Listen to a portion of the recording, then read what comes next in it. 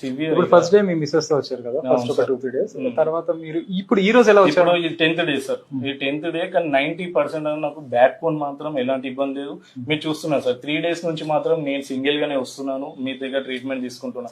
So నాకు అప్పటి నుంచి సార్ దగ్గర ట్రీట్మెంట్ అనేది సాటిస్ఫాక్షన్ ఉంది. ఇప్పుడు తిమ్మిరి చేతిలో తగ్గింది, ఆ చేతులు అంతా తగ్గింది. 90%. నేను గత 2-3 days నుంచి ర్యాపిడో కూడా చూస్తున్నాను సార్, ఒక 2-3 hours నడిపించుకుంటున్నాను.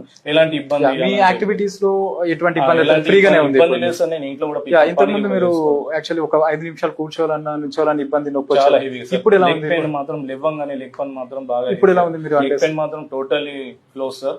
సో ఇప్పుడు బ్యాక్ పెయిన్ చెప్తున్నాను కదా సార్, గత 2-3 days నుంచి చూస్తున్నాను నేను ర్యాపిడో బైక్ టాక్సీ. మళ్ళీ మీరు వర్క్ చేసుకోగలుగుతారా? సో నేను మన 7th 6th ట్రీట్మెంట్ నడిపినప్పుడు ఒక 2 hours నడిపించి చూశాను సార్. సో నిన్న ఈవినింగ్ ఒక 4 hours నడిపించాను. 90% నాకు అనిపిస్తుంది. ఇప్పుడు మళ్ళీ అయితే మీకు అది పెరగలేదు కదా నడిపినా?